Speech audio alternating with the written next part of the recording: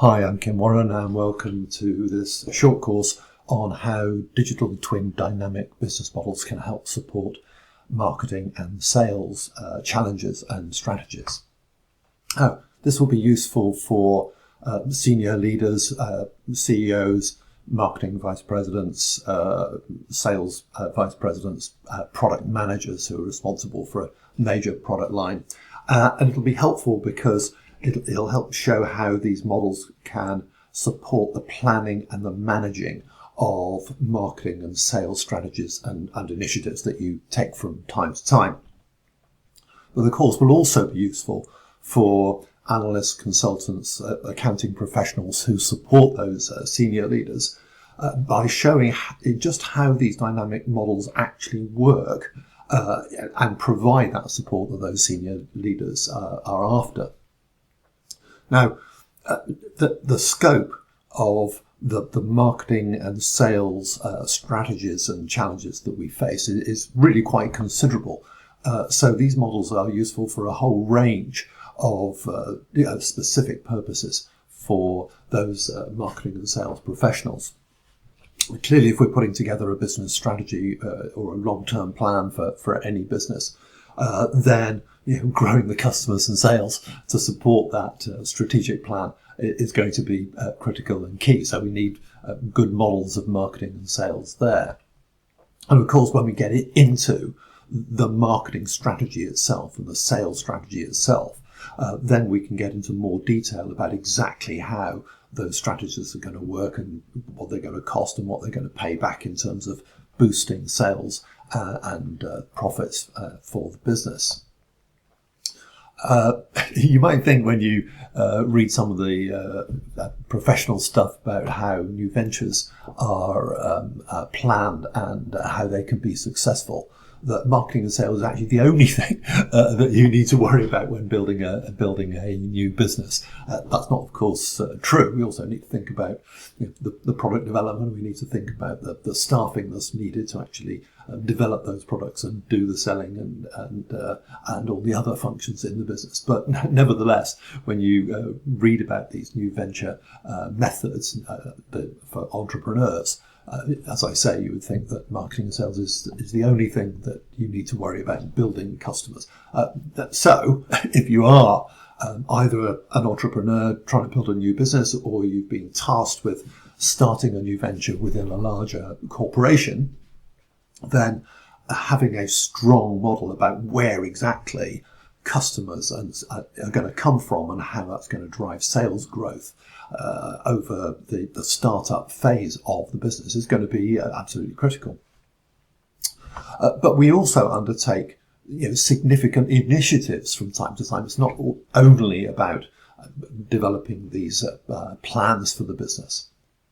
Those major initiatives may include entering a new market. That might be a new product market or a new service market, or it might be a new geographic market, but that will be an initiative that the organisation may take from time to time, or simply launching a new product or a product upgrade. Those are the kinds of big initiatives that we hope will make a substantial difference to the growth of the customer base and the sales of the business. So we need good models for those purposes as well.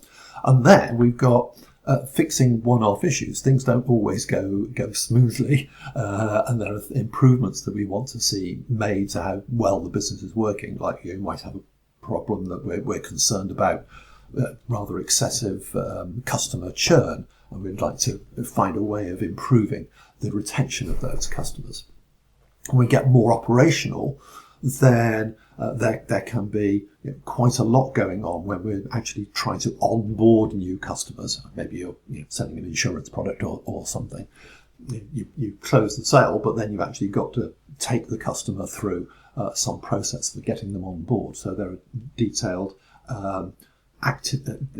steps in those processes that we need to understand, and we can optimize those and improve those and be more successful at onboarding those customers. So I hope you can see there's really quite a wide range of marketing and sales needs and challenges, all of which the dynamic models in this course will help you with. So what are we going to cover here? Well, we're going to start with a very simple principle that underlies everything that follows on from that, and that is that when we're thinking about what marketing and sales do to drive sales, we don't just do marketing and sales and do marketing and sales efforts and somehow or other sales grow or they don't grow as we would want. This all happens through three mechanisms. It's the acquisition of customers, it's the retention of customers, and it's getting those customers to buy more. It's not just about getting customers to buy more. Customer acquisition and retention turn out to be absolutely critical. So that then begs the question, what exactly is driving those three behaviours of customers when they decide we are going to start buying from you, when they're going to decide, oh, I've had enough, I'm not going to buy from you anymore, or when they decide, actually, I'm going to increase how much I buy from you. What is driving those three behaviours? We'll go into that in quite some detail. And then we'll expand on that by thinking about how these dynamic models can capture the impact of how well the benefits, or what we call the values of a product or service do to fulfill those customer needs and encourage those three behaviours that we want to have customers adopt. We'll then go on and talk about, it might seem like a somewhat technical issue. It's not actually a technical issue at all. It's very extremely practical. And that is, we need a much, much better understanding of how exactly price elasticity works. Economists have been banging on about this for a century or more, but exactly what price changes do to those three choices that customers make turns out to be rather more complicated than those simple economic models would have you believe. But we can deal with those. We can actually grapple with all three of those mechanisms and understand in considerable detail just exactly how price elasticity works, and therefore make much better pricing decisions.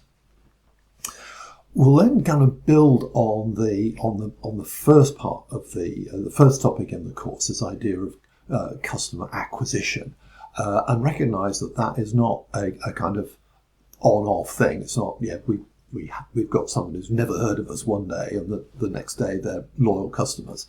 We have to take those customers, encourage those customers along a pipeline where they become aware of the product, understand the product, they try it, they become occasional buyers, disloyal buyers, if you like, and ultimately, if we do a really good job, they become loyal buyers. Now, that's an adoption process that can take a long time. It can certainly take a lot of effort and a lot of cost on your part. And we'll show you some models that will actually play out how that pipeline works. We'll then kind of finish the course with a couple of detailed issues. The first of those detailed issues is that there is a significant difference between how marketing and sales impact on the sale of consumable products, I don't know, breakfast cereal or something, compared with durable products like a car or a swimming pool, or indeed one-off purchases of any other kind, like the sale of weddings, for example. Wedding services, people typically don't consume those on a regular monthly basis, so we need a different kind of model for dealing with durable products than consumable products. And the second substantial, important issue that we need to address in all of this is that in many, many cases we are not selling direct to the customer who ultimately consumes the product or service. We're selling through intermediaries. So if I'm selling breakfast cereals, I'm not selling breakfast cereals to the consumer who munches away on their cornflakes in the morning. We're selling those breakfast cereals to the stores who then, in their turn, sell on to the people who munch the cornflakes. I'll finish with a few short words about some more that you can do with these dynamic models. We can deal, for example, with the quality of customers. We don't just want more customers. We would prefer to have more customers who buy more, so better quality customers rather than lower quality customers. And I'll also refer to some separate courses and information that we provide on how all this works in competitive situations, which is kind of what we're nearly always dealing with. We're up against competitors all the time, so we need to know how competition works.